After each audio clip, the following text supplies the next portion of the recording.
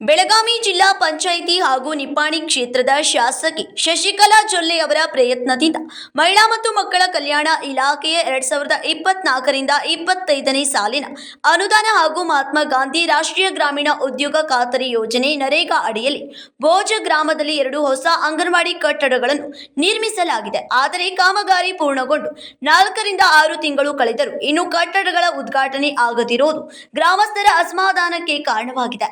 ಮಾಹಿತಿಯ ಪ್ರಕಾರ ಅಂಗನವಾಡಿ ಕೇಂದ್ರ ಸಂಖ್ಯೆ 199 ಹಾಗೂ ಅಂಗನವಾಡಿ ಕೇಂದ್ರದ ಸಂಖ್ಯೆ 201ರ ಹೊಸ ಕಟ್ಟಡಗಳನ್ನು ತಲಾ ಸುಮಾರು 20 ಲಕ್ಷ ರೂಪಾಯಿ ವೆಚ್ಚದಲ್ಲಿ ನಿರ್ಮಿಸಲಾಗಿದೆ.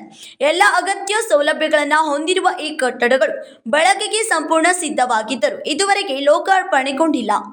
ಇದರಿಂದ ಗ್ರಾಮದ ಮಕ್ಕಳಿಗೆ ಹಾಗೂ ಅಂಗನವಾಡಿ ಕಾರ್ಯಕರ್ತರಿಗೆ ಹೊಸ ಕಟ್ಟಡಗಳ ಸೌಲಭ್ಯ ದೊರೆಯುತ್ತಿಲ್ಲ ಎಂದು ಗ್ರಾಮಸ್ಥರು ಬೇಸರ ವ್ಯಕ್ತಪಡಿಸಿದ್ದಾರೆ. ಮಹಿಳಾ ಮತ್ತು ಮಕ್ಕಳ ಕಲ್ಯಾಣ ಇಲಾಖೆಯ ಉದ್ಘಾಟನೆಗೆ ಸಮಯವಿಲ್ಲವೇ ಅಥವಾ ಶುಭ ಮುಹೂರ್ತ ಸಿಗುತ್ತಿಲ್ಲವೇ ಎಂದು ಗ್ರಾಮಸ್ಥರು ಪ್ರಶ್ನಿಸುತ್ತಿದ್ದಾರೆ. ಪ್ರಸ್ತುತ ಕೆಲವು ಅಂಗನವಾಡಿಗಳು ಸೀಮಿತ ಜಾಗದಲ್ಲಿ ಅಥವಾ ಹಳೆ ಕಟ್ಟಡಗಳಲ್ಲಿ ಕಾರ್ಯನಿರ್ವಹಿಸುತ್ತಿರುವುದರಿಂದ ಹೊಸ ಕಟ್ಟಡಗಳನ್ನು ತಕ್ಷಣವೇ ಆರಂಭಿಸಬೇಕೆಂಬ ಒತ್ತಾಯ ಕೇಳಿಬರುತ್ತಿದೆ. ಮಕ್ಕಳ ಶಿಕ್ಷಣ, ಪೌಷ್ಟಿಕತೆ ಹಾಗೂ ಸಮಗ್ರ ಅಭಿವೃದ್ಧಿಗಾಗಿ ನಿರ್ಮಿಸಿರುವ ಈ ಕಟ್ಟಡಗಳು ಶೀಘ್ರದಲ್ಲೇ ಸೇವೆಗೆ ಲಭ್ಯವಾಗಬೇಕು ಎಂದು ಪಾಲಕರು ಮತ್ತು ಗ್ರಾಮಸ್ಥರು ಆಶಿಸಿದ್ದಾರೆ.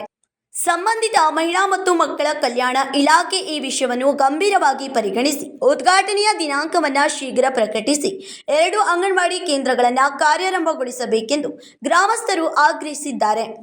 Vipul Dere, KMM Kannada news, ಬೋಜ್.